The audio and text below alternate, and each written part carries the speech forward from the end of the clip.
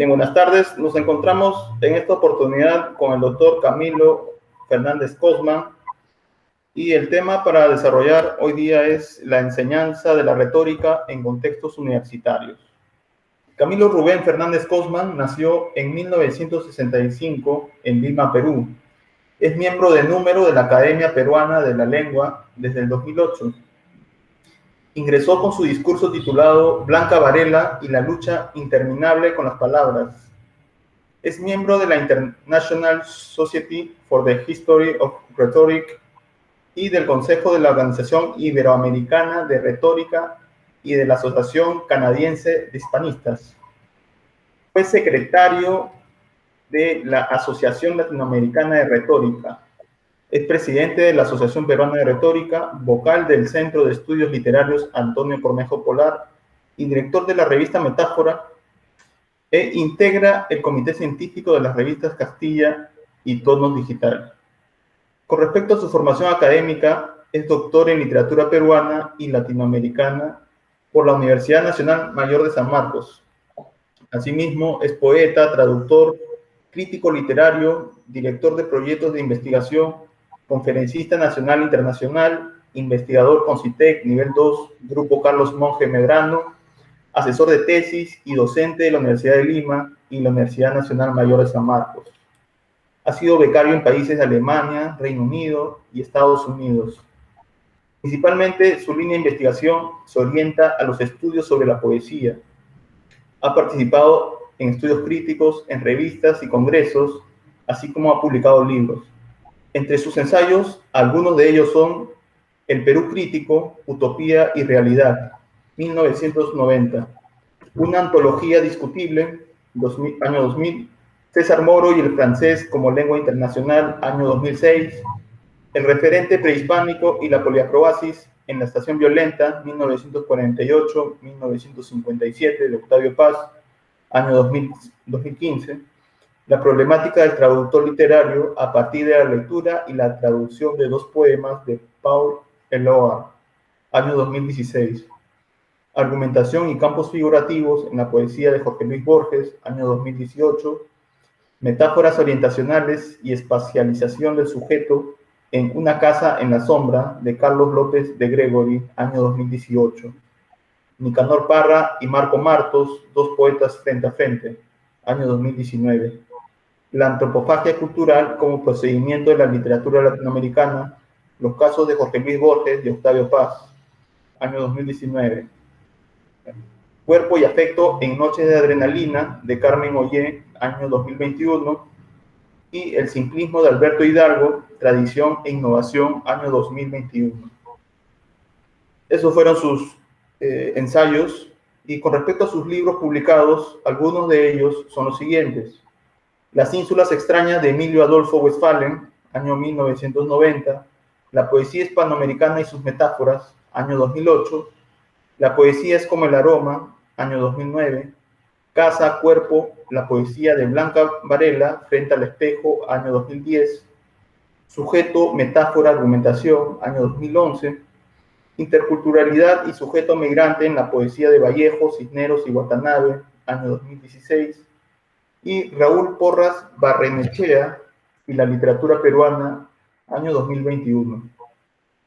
Dentro de sus múltiples distinciones se encuentran las siguientes: Primer premio en el concurso de ensayo Centenario de Nacimiento de Raúl Porras Barrenechea, año 1997. Tercer premio en los segundos Juegos Florales de la Universidad Ricardo Palma, año 1998. Primer premio en el concurso internacional de ensayo sobre poesía, año 2003. Primer premio en el primer concurso nacional de libro universitario en el área de humanidades, año 2003. Premio al mérito científico, año 2004, Premio Nacional de Ensayo Federico Villarreal, 2005, finalista del Prix Littéraire Big Ans de Secupe, año 2006, Premio al Mérito Científico, año 2006, y un reconocimiento conferido por la Universidad San Ignacio de Loyola, año 2007. Muy bien, habiendo leído la presentación, procedo a dar lectura de las preguntas. La primera es la siguiente.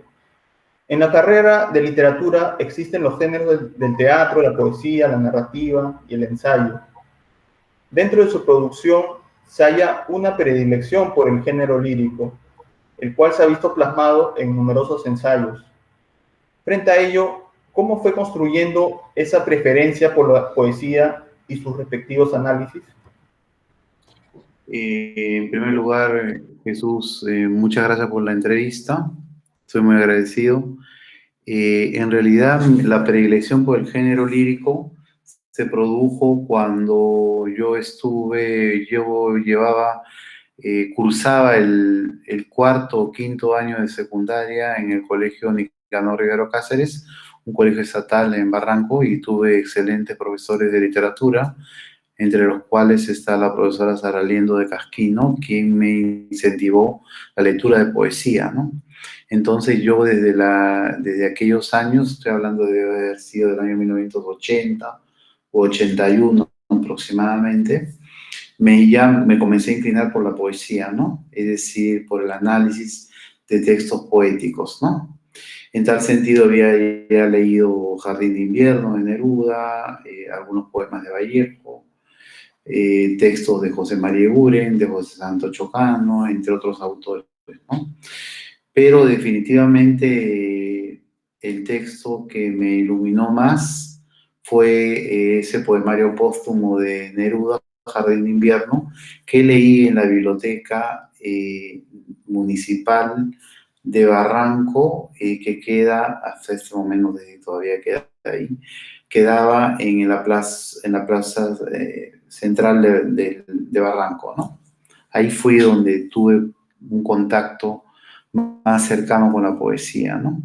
Luego en la universidad, en el primer y en el segundo ciclo, tuve excelentes profesores, entre los cuales quiero destacar, son muchos, a Raúl Bueno, quien me enseñó un curso, me dictó la asignatura de Introducción a la Interpretación de Texto Literario, donde se centró en el análisis de poesía e incluso hizo un abordaje bastante sugestivo de Idilio Muerto, de poema de César Vallejo, al cual retorno siempre porque me trae muchos recuerdos de mis años como estudiante en San Marcos, ¿no? Después tenemos ya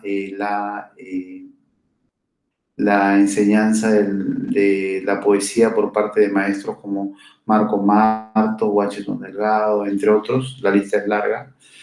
Todo ello fue para mí un incentivo y decidí dedicarme al abordaje de la poesía. Además, era necesario decir que en aquella época, 1990, bueno, antes, 1982, yo ingresé a San Marcos porque no di examen de admisión. Fui el primer alumno de mi promoción en cuanto a rendimiento e ingresé directo a la Universidad de San Marcos. Por eso, pude ya estar a los 16 años en la universidad y me fui orientando hacia el análisis de poesía, ¿no?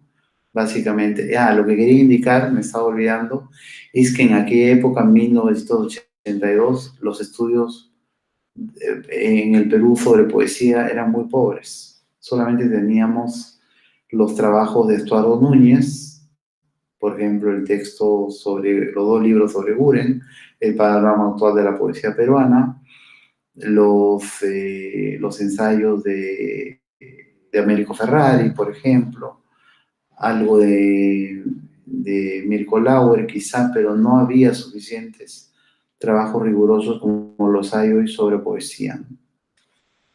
Peruana, quiero decir, ¿no? Muy bien. La segunda pregunta es, uno de los libros fundacionales sobre el concepto de retórica es el que aborda Aristóteles desde el siglo IV a.C.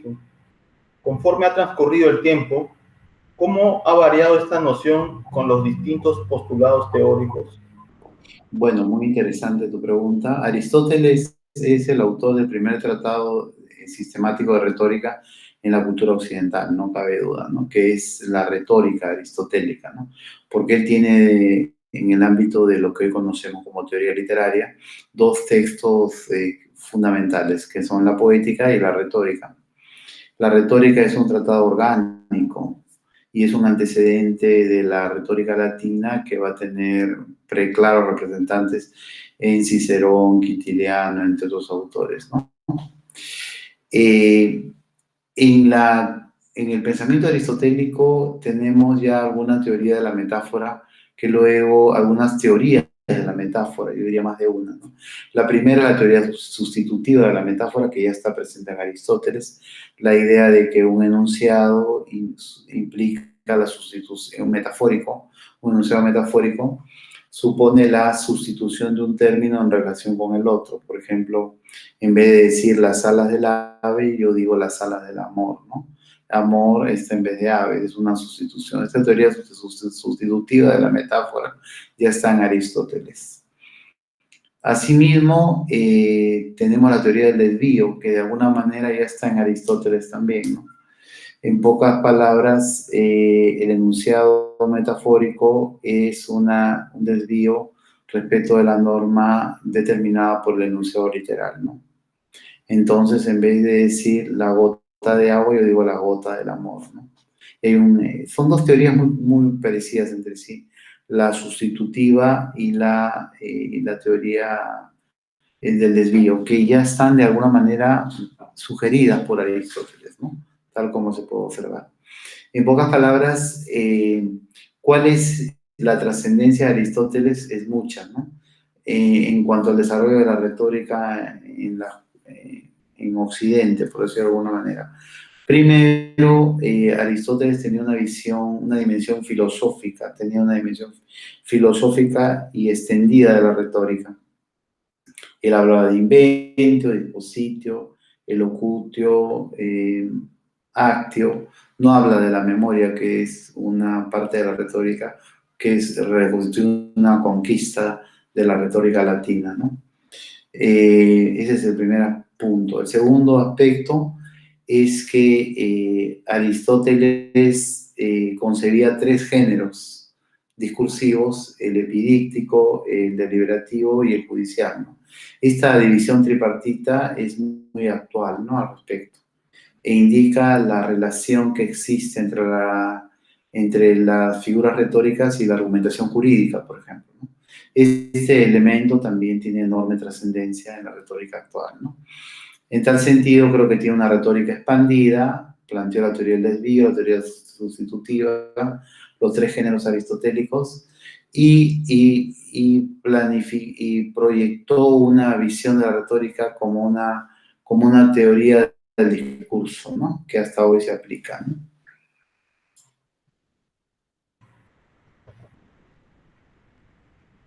En la universidad, usted se ha especializado en la retórica general textual, una metodología para efectuar análisis de poemas. ¿Podría explicarnos en qué consiste este concepto?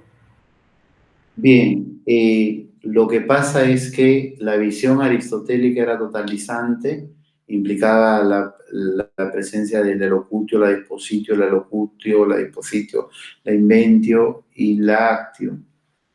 Fundamentalmente esas cuatro partes. Pero con el tiempo, fundamentalmente en el mundo a partir más o menos del siglo XVII, grosso modo, ¿no? Quizá un poco antes, un poco después, ¿no? Por decir, yo creo que un poco antes, la retórica se va a tornar en una retórica restringida al elocutio, al buen decir. Es decir, que en otras palabras, la retórica se reduce al estudio del estilo, del elocutio, de las figuras semánticas, en particular de los otropos y en particular de la metáfora y la metonimia. Se redujo todo el gran aparato aristotélico al elocutio. Entonces, lo que hace la retórica general textual a partir de los años 80 del siglo pasado es retomar la dimensión totalizante de la retórica aristotélica, para lo cual busca ampliar los confines de la retórica y volver a la relación entre locutio, dispositio, actio, memoria, incorpora, este concepto de la retórica latina, dispositio, elocutio, inventio, actio y memoria, las 5 partes de la retórica, ¿no? Entonces es una retórica expandida, ¿no?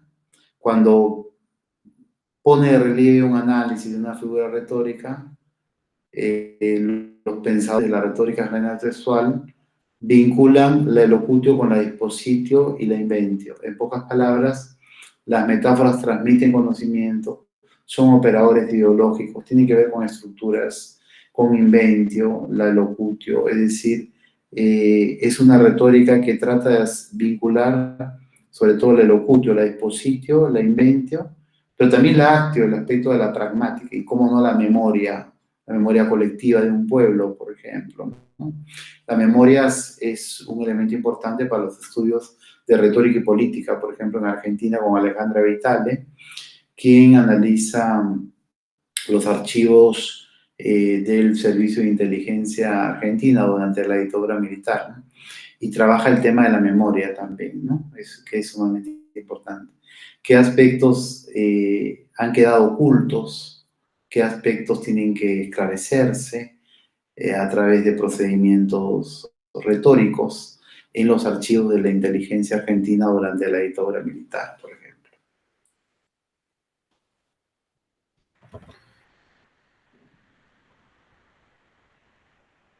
Asimismo, dentro de sus investigaciones y sus cursos, va incorporando nuevas formas de analizar los poemas, como cuando incluye la categoría de intertextualidad o la noción de antropofagia.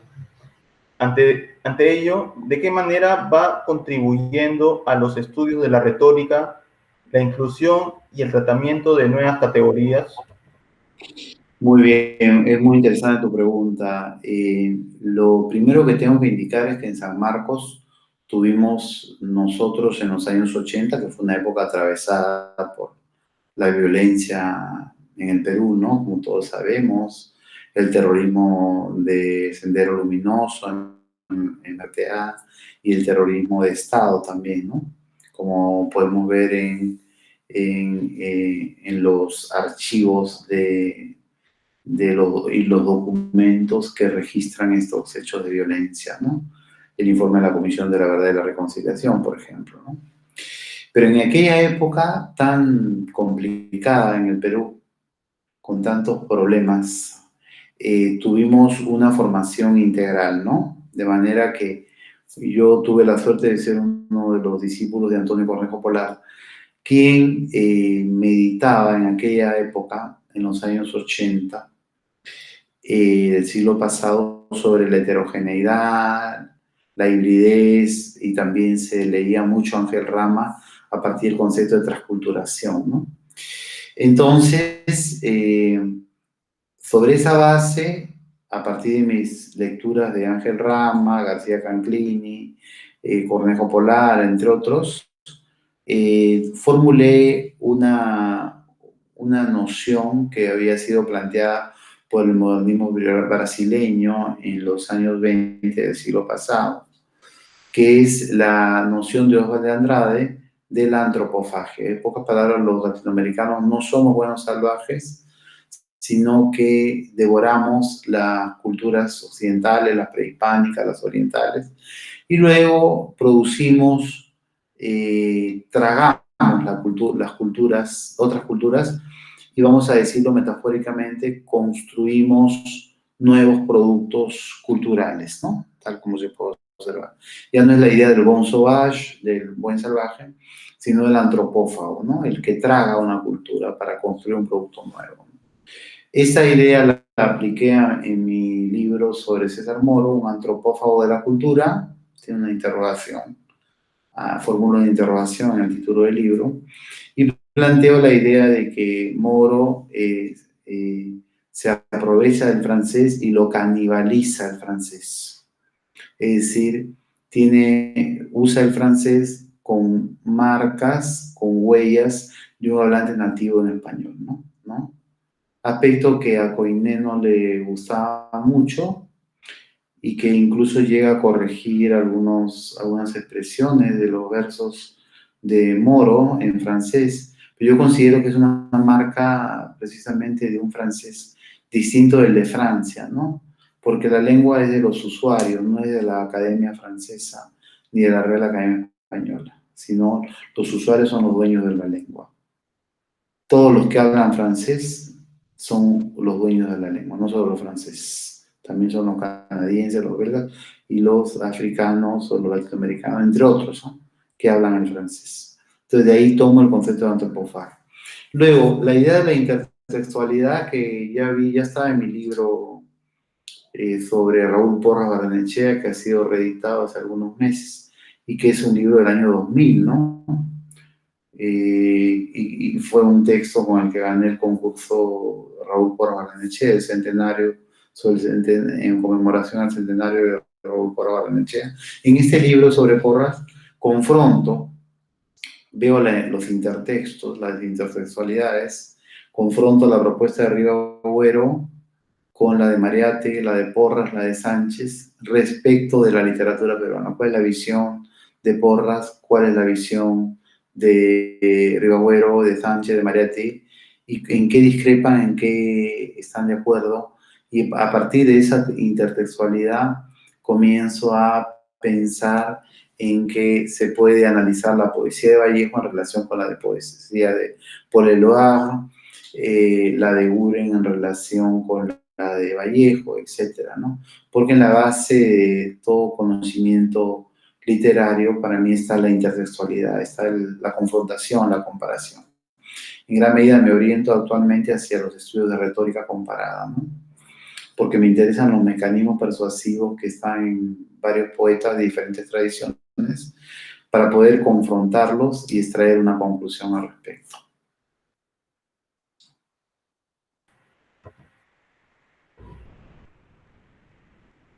¿Qué conocimientos relacionados con la retórica le ha permitido sus múltiples participaciones en congresos nacionales e internacionales? Bien, bueno, en realidad yo asumo la retórica, pero es una retórica abierta, porque asimilo componentes de otras tradiciones teóricas, como son, por ejemplo, la teoría cultural latinoamericana, donde aparece la idea de la heterogeneidad, la transculturación. Yo incorporo un concepto de interculturalidad a partir de las ideas de Rama, de Cornejo Polar, de García Canclini. En tal sentido, podría decir que algunos conocimientos de la antropología, ¿no?, me interesan en particular. Por ejemplo, la antropología estructuralista de Levi-Strauss, que me parecen, cuyos aportes me parecen fundamentales para entender, por ejemplo, el pensamiento de Ángel Rama. Ángel Rama, cuando lee a Los ríos profundos de Arguedas, manifiesta un conocimiento de la antropología estructuralista de Levi-Strauss, ¿no?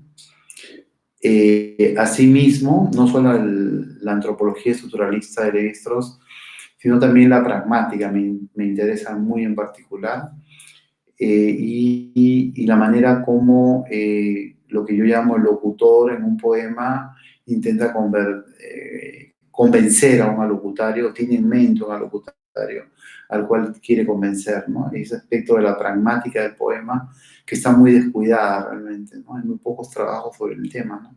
A diferencia de la narratología estructuralista con tendencia pragmática, también ha desarrollado, a diferencia de estos enfoques primigenios sobre poesía, ha desarrollado la narratología estructuralista toda una metodología.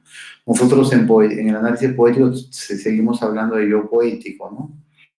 Cuando el término, en mi opinión, está desfasado ya, ¿no? Deberíamos hablar de locutor personaje, locutor en primer grado, locutor en segundo grado, etcétera, ¿no? Alocutario representado, no representado, hay diferentes terminologías. Y Ducrot, por ejemplo, Val Ducrot, ha trabajado mucho ese tema, sobre todo en el ámbito de la pragmática, y nosotros tenemos que adaptar esos conceptos a la pragmática del poema. Entonces, en primer lugar, la antropología estructuralista. En segundo lugar, la pragmática es para mí muy importante, ¿no? Además de esto, resulta también sumamente importante el conocimiento de las literaturas extranjeras, ¿no? Por ejemplo, no se puede entender bien la literatura peruana, sobre todo la poesía me refiero, sin la tradición poética francesa, ¿no? Que ha influido de manera poderosa. Entonces se necesita un conocimiento de la obra de Baudelaire, Rimbaud, Mallarmé, los surrealistas, el cubismo de Apollinaire, etcétera, para poder entender a Huidobro, a Neruda, a Vallejo, a Eguren, etcétera, ¿no? Tal como podemos ver. En la universidad siempre nos han recomendado que sería idóneo leer al autor desde su lengua nativa. Hago esta acotación porque usted domina los idiomas del portugués, el inglés, el francés y el italiano, aparte del conocimiento de su idioma originario, el español. En ese sentido, ¿qué tan necesario es el conocimiento de los idiomas para poder comprender la cosmovisión de los poetas? Muy bien, muy interesante la interrogante que me acabas de hacer, me acabas de formular. Efectivamente, ¿no? En lo que concierne a la lectura, lo que más nos interesa es la lectura de textos en el ámbito de los estudios literarios en lenguas extranjeras. Las lenguas extranjeras son sumamente importantes, ¿no? Porque yo siempre he sido, quizá porque he traducido algunos libros, tengo esa manía por la traducción, que me parece una labor muy poco comprendida en el mundo actual, ¿no? Yo pienso que es necesario ver con mucha cautela las traducciones. Yo desconfío de las traducciones, particularmente. Soy muy desconfiado, ¿no? Algunos me dicen, tú exageras. No lo sé si exagero. Puede ser. Pero, por ejemplo, hay traducciones en el campo poético y en el campo de la teoría de la poesía, por decir, o de la interpretación, o de textos de interpretación de poesía, ¿no? En el ámbito poético hay que tomar en cuenta algunos detalles, ¿no? Que hay que ver, ¿no? Por ejemplo, una cosa es leer a Mallarmé en francés o Rimbaud, y otra cosa es leerlo en traducción. Si uno no tiene acceso al idioma, tiene que buscar una buena traducción, ¿no? Hacerse asesorar, en fin, y que alguien diga cuál es la mejor traducción. ¿Por qué? Porque si uno lanza una hipótesis basada en una mala traducción, puede estar diciendo tonterías, disculpen la expresión, sin darse cuenta. Puede decir cualquier cosa. Hay que tener mucho cuidado con eso. Ese es lo primero, ¿no? En segundo término, en cuanto a la teoría, a los textos teóricos, hay que tratar de leerlos en la medida posible en el idioma original, porque muchas de las teorías, esto siempre lo digo a mis alumnos, tienen que ver con la lengua en la que se expresan, ¿no? Por ejemplo, voy a poner un caso. La semántica cognitiva de Lakoff y Johnson es en inglés. Y ellos hablan, porque es Lakoff, Johnson, Turner también es importante. Ellos hablan de el uso metafórico de las preposiciones. Claro, eso se puede aplicar en castellano cuando yo digo, yo voy dentro de 2 horas. Dentro es una partícula que tiene que ver con el espacio, pero dentro de 2 horas estoy usándolo para hacer referencia al tiempo. Hay un uso metafórico de dentro, ¿no? Claro, esto también se aprecia. Sin embargo, esto se aprecia con mayor cuidado en inglés, ¿no? Donde hay verbo frase, donde hay muchos recursos con las preposiciones, ¿no? Hay infinidad de verbos que tú le agregas una preposición y cambia el verbo. Entonces adquiere otro sentido en inglés la teoría, el uso metafórico de la preposición, por ejemplo. Porque la lista de uso de la preposición es más compleja en inglés que en español en general. Es muy complejo el uso del at, del in, del for, etcétera, ¿no? Es diferente, ¿no? Entonces hay que tener mucho cuidado, ¿no? Con ese punto, ¿no?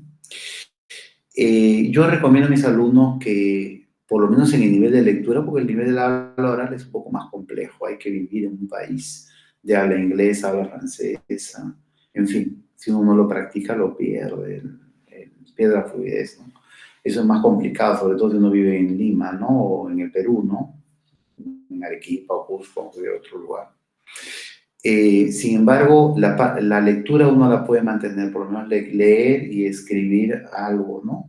Un texto sencillo, eso sí lo puede practicar, ¿no? Me parece importantísimo. Yo pienso que, por ejemplo, vamos a poner, pienso que es muy importante el estudio de una segunda o tercera lengua. Vamos a poner algún ejemplo. César Vallejo va a escribir Lockout en francés, ¿no? Veamos ese caso. Vicente Huidobro escribirá buena parte de su poesía en francés. Moro, casi toda en francés. Borges tiene algunos textos en inglés, ¿no? Como todos sabemos, ¿no? Ahora, la pregunta que nos podemos hacer a fuerza de ser hiperbólica, exagerada la pregunta. ¿Borges hubiera sido Borges sin el conocimiento del inglés? No estoy muy seguro, ¿no? No estoy muy seguro, dejo la hipótesis. Es una especulación. Porque casi todas sus fuentes son de lengua inglesa, por lo menos desde el punto de vista literario. Kipling, Chesterton, de Quincy, etcétera, ¿no? No es cierto. Ahora bien, la importancia del francés para Vallejo también, ¿no? Porque Vallejo escribió no solo Lockout en francés, una obra teatral, sino también tiene crítica teatral en francés, ¿no? Manejaba muy bien el francés, tal como podemos ver, ¿no? Por ejemplo, Moro en francés no hubiera sido Moro, tampoco yo creo que Huidobro, ¿no? Al respecto, ¿no? Entonces, el papel de los idiomas es crucial, ¿no? Lo mismo Mariette, que leía en varios idiomas, por ejemplo, en italiano, en francés, entre otros, ¿no? Con mucha fluidez, ¿no? En tal sentido, yo considero que si uno no puede leer textos en el idioma original, tiene dificultades para comprender el fenómeno literario, ¿no? Por lo menos necesita saber, aparte de su lengua materna, el inglés o el francés, ¿no? Si es posible más. Ahora, lo ideal sería manejar, cosa que yo no he podido lograr por limitaciones personales en realidad. Saber también una lengua originaria, ¿no? Por ejemplo, el quechua, ¿no? Por lo menos leer un poco en quechua, eso sería importante también, ¿no? De alguna manera lo interesante sería tener una lengua materna, que en nuestro caso es el castellano, saber una lengua extranjera, por lo menos el inglés o el francés, y saber una lengua originaria, ¿no? La idea de un ser humano trilingüe, por lo menos, una lengua originaria, una lengua materna y una lengua extranjera. Eso sería para mí lo ideal. Muy bien.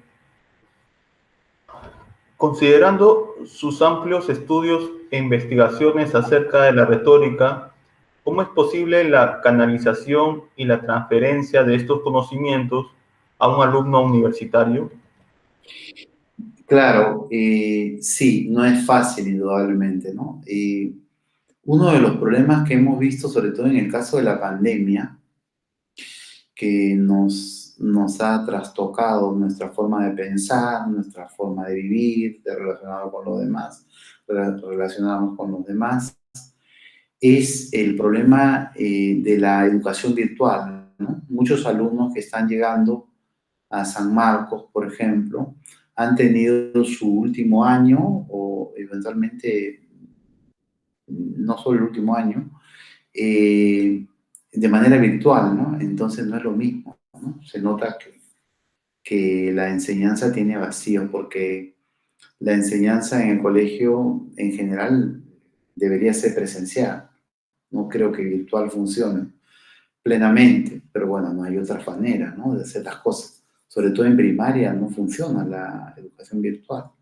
Y en secundaria no tenemos el contacto con el maestro, ¿no? Pero bueno, es la situación, estamos en una pandemia extremadamente excepcional, ¿no?, y peligrosa, ¿no? Entonces los alumnos llegan con menos lecturas que antes, ¿no?, debido a que el último año de la secundaria por lo menos lo han llevado de manera virtual, ¿no? Entonces, en tal sentido, no es fácil enseñar estos conceptos de retórica, ¿no? Además de esto, un segundo problema, aparte de la poca lectura con la que llegan los alumnos a la universidad, un segundo problema es que ya no se analiza poesía en los colegios. Bueno, en general estoy diciendo, ¿no? Hay excepciones siempre, ¿no? Pero me estoy refiriendo a los colegios estatales, que son más o menos, no tengo las últimas estadísticas, aproximadamente entre el 80%, un poco más. O sea, de 10 colegios en el Perú, aproximadamente 8 son estatales, 2 son privados, o quizá menos, ¿eh? Estoy poniendo un ejemplo. No tengo las estadísticas actualizadas. Algunas vez me hablaron de 78%, 82%, pero no sé en qué momento estamos, porque muchos colegios privados han desaparecido con la pandemia, entonces se han alterado las estadísticas. Pero pongamos que sean 8 colegios para reducir, ¿no?, para simplificar.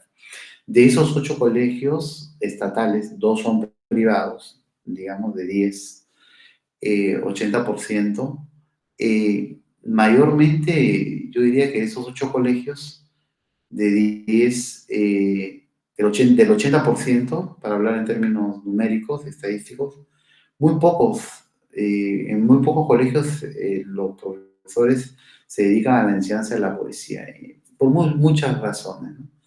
A veces los docentes ganan poco, en primer lugar, los docentes de colegio ganan muy mal, no han sido capacitados, los planes de estudios de las escuelas de educación ponen énfasis solo en la metodología, la didáctica, lo cual está bien, pero se olvidan de la disciplina, ¿no?, de los cursos de teoría literaria, los ven como cursos menores que no tienen ninguna importancia. Entonces no hay una preparación. No son buenos lectores los profesores de lengua y literatura, de comunicación integral, ¿no? Entonces no enseñan al estudiante el análisis de poesía. Cuando llegan a la universidad, muy pocos alumnos han realizado estos análisis en los colegios. Por eso tenemos ahí un problema bastante grave, ¿no? Luego, los estudiantes, la tercera razón, es que no están adaptados al lenguaje teórico. Les resulta muy difícil abstraer, tienen poca capacidad de abstracción. Entonces, un texto teórico de retórica no les resulta muy fácil de leer, de procesar, de resumir, de asimilar. Ese es otro problema, ¿no?, que tenemos que enfrentar realmente, ¿no? Y claro, indudablemente que es lo que decía Giovanni Sartori, ¿no?, el homo videns, ¿no? Actualmente pues es la dictadura de la imagen frente a la dictadura de la letra, ¿no? Eso a veces quita capacidad de abstracción, ¿no?, al ser humano, ¿no? Mayormente tenemos la información en internet, la televisión, etcétera, en las redes sociales, pero estamos propiamente en una civilización, una sociedad líquida, ¿no?, una modernidad líquida, como decía Bauman, ¿no? Estamos en una sociedad de la superficialidad, ¿no?, en realidad, ¿no? Cada vez se lee menos. Y actualmente nos hemos dado cuenta de que la ignorancia es supina, ¿no? La gente no sabe los conceptos y comienza a decir, tú eres terrorista, tú eres comunista, y no saben lo que es comunista, no saben lo que es fascista, se usan los términos de manera deportiva. Nadie sabe que de izquierda, de derecha, no sabe. La gente no sabe usar, en general, hay gente que sí sabe, ¿no? En tal sentido, hay una crisis generalizada, ¿no? La educación peruana está en crisis y además tenemos una crisis ética generalizada. generalizada, que ya denunció Madero González Prada hace más de 100 años. El Perú es un organismo enfermo. Estamos a puertas del bicentenario, y el Perú sigue siendo un organismo enfermo. A 200 años de la Declaración de la Independencia. Estamos apenas a 19, a 8, a 6 días, o a, 11, a 9 días del 28 de julio. Ese es uno de los grandes problemas que hay.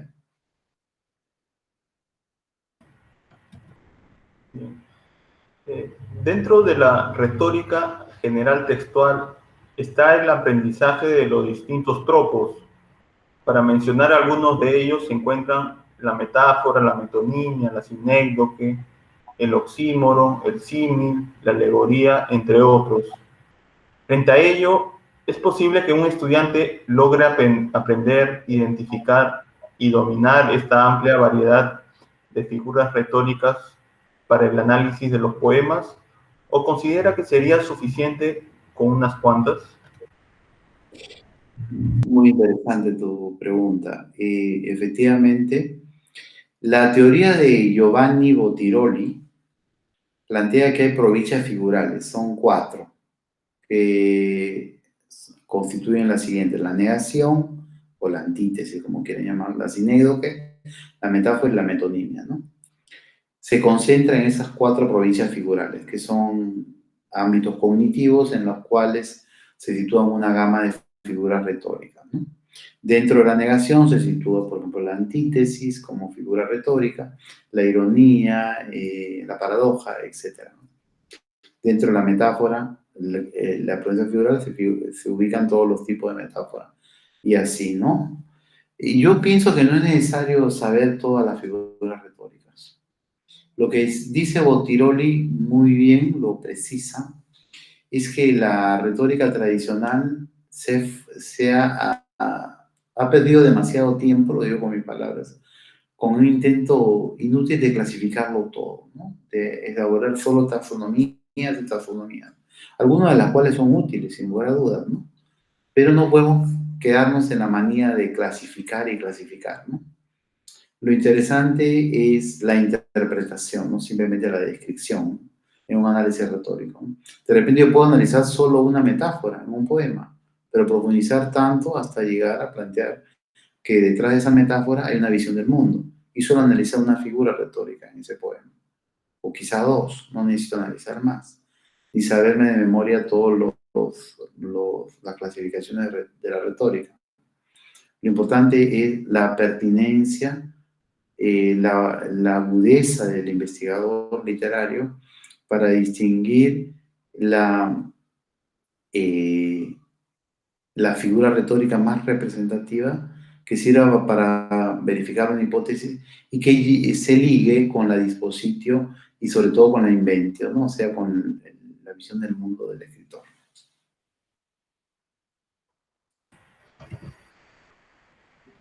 Según su criterio, ¿es necesario el conocimiento cultural y contextual para que la interpretación que uno hace de un poema sea más fructífera? Yo creo que sí. Lamentablemente hay modas intelectuales actualmente, ¿no? Pero yo creo que sin el contexto no podemos entender un texto. Pero tampoco creo en el contextualismo, que es algo que critica el propio Bottiroli, ¿no? O sea, dedicarnos al contexto y olvidar el texto, eso tampoco es apropiado, ¿no? Hay que equilibrar, es decir, hay que buscar un equilibrio entre el análisis contextual y el análisis propiamente del texto, el poema, el poemario, ¿no? Ese equilibrio es el problema, es el que hay que lograr, ¿no?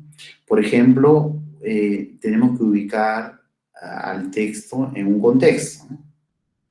¿Qué autores escribían en aquella época? ¿Qué corrientes filosóficas o literarias se desarrollaban en aquel tiempo? Verbigracia no se puede entender, los heraldos negros, sin el contexto marcado en 1919, que es el año en el que realmente sale el texto, ¿no? Se conoce el texto, ve la luz. En ese contexto teníamos por ejemplo, el indigenismo, la búsqueda de la identidad nacional,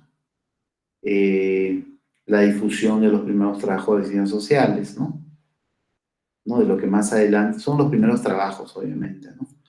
Pero todo esto marca el panorama en el que se sitúa los Serranos Negros como el primer poemario de Vallejo, ¿no? Sin eso, sin ese contexto no se puede entender. Además, tenemos el influjo del modernismo, que ya estaba en su última etapa, ¿no? Por ejemplo, el surgimiento de las vanguardias con Alberto Hidalgo, con Vicente Huidobro. En un primer momento todavía estaban surgiendo las vanguardias en Hispanoamérica, ¿no? En pocas palabras, sin el contexto no se puede entender un texto, porque un texto dialoga con otros textos.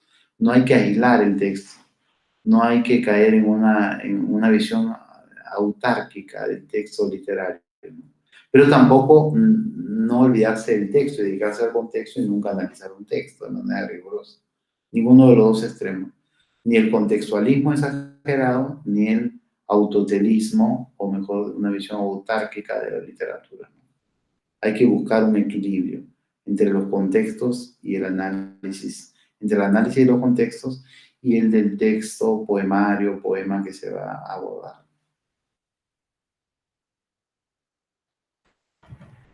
Desde la Academia Peruana de la Lengua, ¿cómo se impulsan los estudios de la poesía del país? Muy bien. La Academia Peruana de la Lengua tiene varios frentes, por decirlo de alguna manera, ¿no? En primer lugar, tiene un boletín, el boletín de la Academia Peruana de la Lengua, que ha sido indexado, que ha logrado la indexación en Scopus hace algunos días. Y allí difunde diversos trabajos de análisis poético, ¿no? Escritos por autores peruanos o extranjeros, ¿no? Ese es un primer plano, ¿no? En un segundo plano, hay una conexión entre la Academia Peruana de la Lengua y los profesores de educación secundaria, ¿no?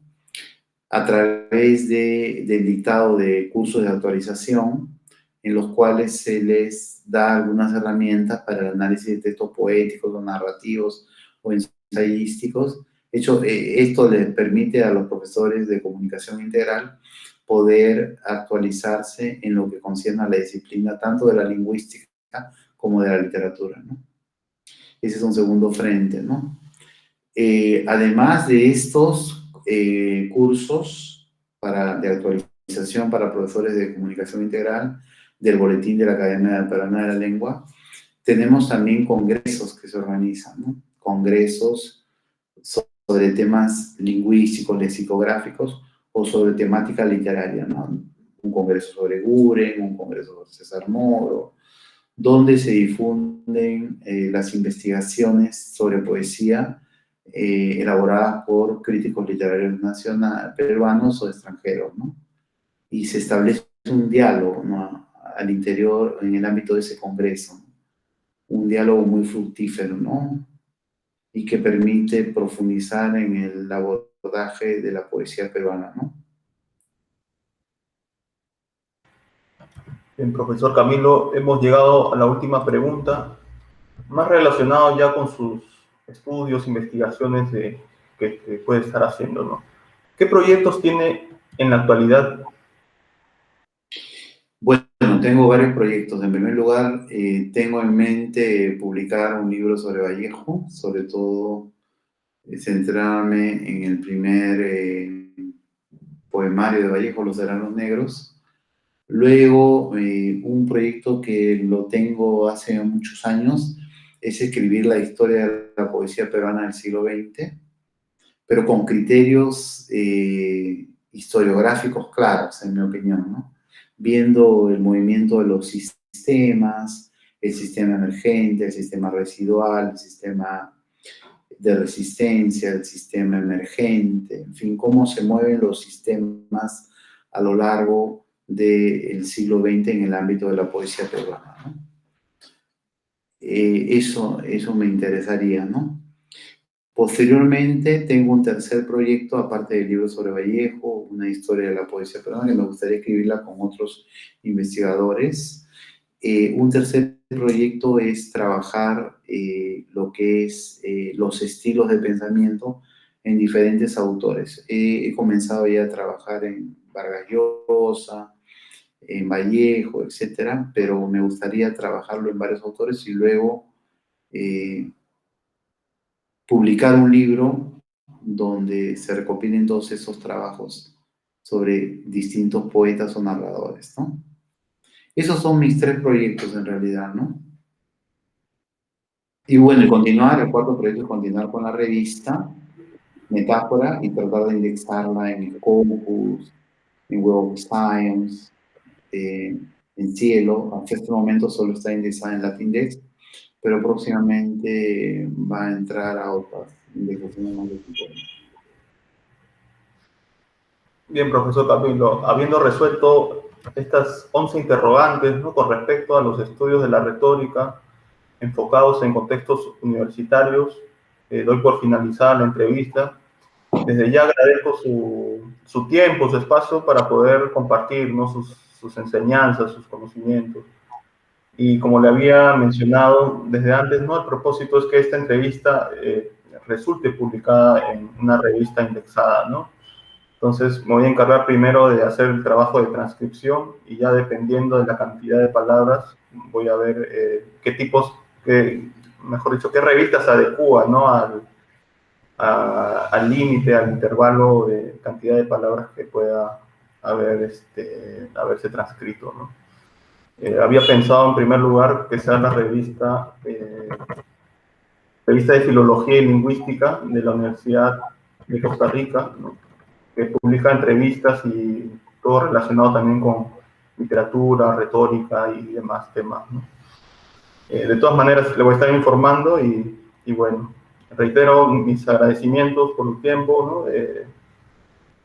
Y bueno, por la formación también que he tenido, gracias a ustedes estoy publicando algunos artículos que tenía de mis trabajos monográficos que hice en su curso, ¿no?, de retórica y de poesía hispanoamericana, ¿no?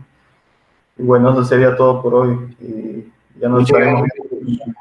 Muchas gracias, Jesús, por la entrevista y espero que siga publicando así como lo está haciendo de manera continua y perseverante. Nos vemos, un abrazo, cuídate mucho. Ya.